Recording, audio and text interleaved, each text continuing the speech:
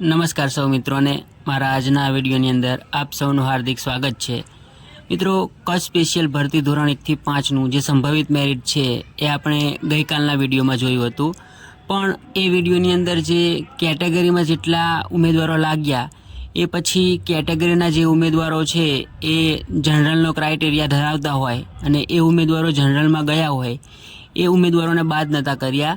તો આજના આ વિડીયોની અંદર આપણે જે કેટેગરીનું જે મેરિટ અટક્યું હતું એ પછીના જે કેટેગરીના ઉમેદવારો છે એ જનરલનો ક્રાઇટેરિયા ધરાવતા હોય અને એ લોકો જનરલમાં ગયા હોય એ તમામ ઉમેદવારોને બાદ કરી અને પછી શું સંભવિત મેરિટ રહી શકે છે તેની સંપૂર્ણ માહિતી મેળવીશું। તો વિડીયોના અંત સુધીમાં બન્યા રહેશો।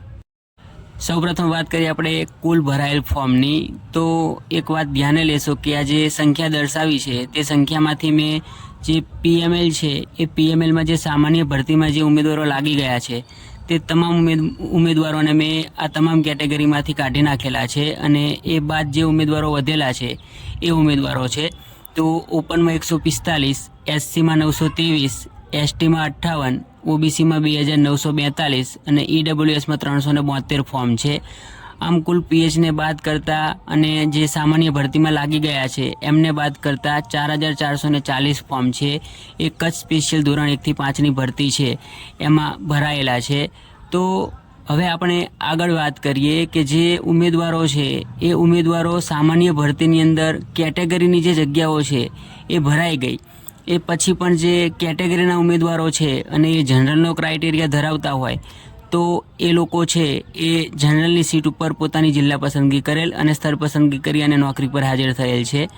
તો કેટેગરીની જે જગ્યાઓ છે એ બાદ કરીને જનરલમાં કેટલા ઉમેદવારો ગયા છે તેની માહિતી હવે આપણે જોઈશું। હવે સૌપ્રથમ વાત કરી દઉં કે આ જે સંખ્યા છે એ સંખ્યા કઈ રીતે કાઢેલી છે। સૌપ્રથમ વાત કરીએ એસસી કેટેગરીની, તો એસસી કેટેગરીની જે સામાન્ય ભરતી થઈ એ ભરતીની અંદર જ્યારે એસસીની તમામ કેટેગરીની સીટો પૂરી થઈ ગઈ ત્યારે જનરલની છે એ જનરલની 995 જગ્યા ખાલી હતી અને જ્યારે કેટેગરીની સીટ પૂરી થઈ ત્યારે કેટેગરીના દાવેદાર અને જેને એસસી કેટેગરીમાંથી જનરલમાં લીધું છે આ બંને ભેગા મળી અને 569 ઉમેદવારો છે એમને જિલ્લા પસંદગી કરી હતી। એટલે જોવા જાઓ તો જ્યારે પણ કેટેગરીની સીટ પૂરી થઈ ગઈ એ પછી 422 જગ્યાઓ છે એ જનરલમાં ભરાણી હતી। એ 422માં તમામ કેટેગરીના ઉમેદવારો આવી જાય છે, એટલે એસસીના, એસટીના, ઓબીસીના, ઈડબ્લ્યુએસના અને ઓપનના ઉમેદવારો પણ એ 422માં આવી જાય છે। પણ જે 422માંથી જે એસસીના ઉમેદવારો છે એ ઉમેદવારો 95 હતા, એટલે જે કેટેગરીની જગ્યાઓ પૂરી થઈ ગઈ એ પછી જે જનરલમાં એસસીના ઉમેદવારો ગયા છે એ 95 છે। એવી જ રીતે ઓબીસીની વાત કરીએ તો જ્યારે ઓબીસીની જે કેટેગરીની જગ્યાઓ પૂરી થઈ ગઈ ત્યારે ઓબીસીની જગ્યાઓ પૂરી થઈ ગઈ ત્યારબાદ જનરલની જગ્યાઓ છે એ 1329 વધી હતી। જ્યારે 1329 જગ્યાઓ વધી હતી અને ઓબીસીની તમામ જગ્યાઓ પૂરી થઈ ગઈ ત્યારે જે ઓબીસી કેટેગરીમાં જે લાગેલા ઉમેદવારો હતા એ 1622 હતા। આ 1622ની અંદર જનરલમાં લાગેલા ઉમેદવારો અને ફક્ત ઓબીસી કેટેગરીનો ઉપયોગ કરીને લાગેલા ઉમેદવારો બંનેનો સમાવેશ થઈ જાય છે। એટલે જ્યારે પણ ઓબીસીની જગ્યાઓ પૂરી થઈ ગઈ એ પછી જે જનરલની જગ્યાઓ ભરાણી છે એ 756 છે, કારણ કે 573 જગ્યાઓ છે એ ખાલી રહી છે જનરલની।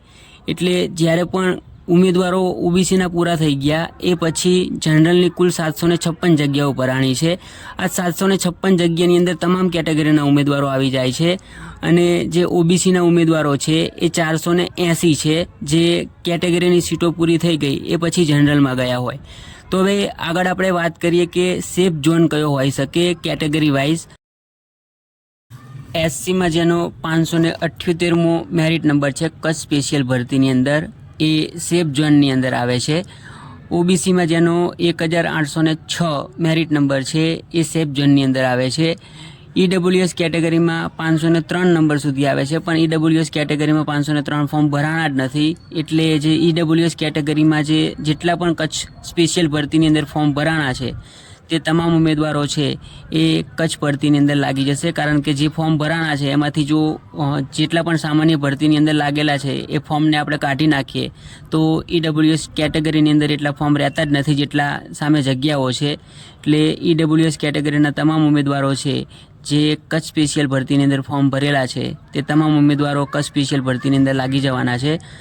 આગળ વાત કરીએ આપણે મેરિટની, જે સંભવિત મેરિટ છે એની, તો જે કેટેગરીની જગ્યાઓ પૂરી થઈ ગઈ એ પછી જે જનરલમાં ઉમેદવારો ગયા છે એ તમામને બાદ કરીએ તો સંભવિત મેરિટ આ મુજબ રહી શકે છે. એસસી કેટેગરીનું 66.5036, એસટી કેટેગરીનું 54.3086, ઓબીસી કેટેગરીનું 67.0739 અને ઈડબ્લ્યુએસ કેટેગરીનું 66.7945. આ સંભવિત મેરિટ છે એ કચ્છ સ્પેશિયલ ભરતીનું રહી શકે છે.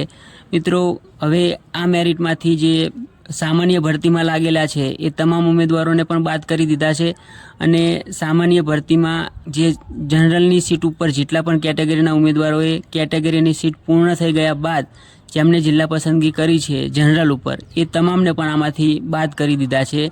એટલે તમામ લિસ્ટમાંથી જે લાગેલા ઉમેદવારો છે અને જે જનરલમાં ગયેલા ઉમેદવારો છે એ તમામ છે એને હવે આ મેરિટ લિસ્ટમાંથી કાઢ્યા બાદ આટલું મેરિટ રહી શકે છે. આશા રાખું છું કે આજનો વિડીયો છે એ આપ સૌને સારો લાગ્યો હશે. વિડીયો સારો લાગ્યો હોય તો વિડીયોને લાઇક કરશો, શેર કરશો, કચ્છ ભરતીમાં તમામ ઉમેદવારો સુધી શેર કરશો અને ચેનલને સબસ્ક્રાઈબ કરી પ્રોત્સાહન પૂરું પાડશો. આપના જે કંઈ પણ પ્રશ્નો હોય તે કોમેન્ટ બોક્સની અંદર જરૂરથી રજૂ કરશો. આભાર.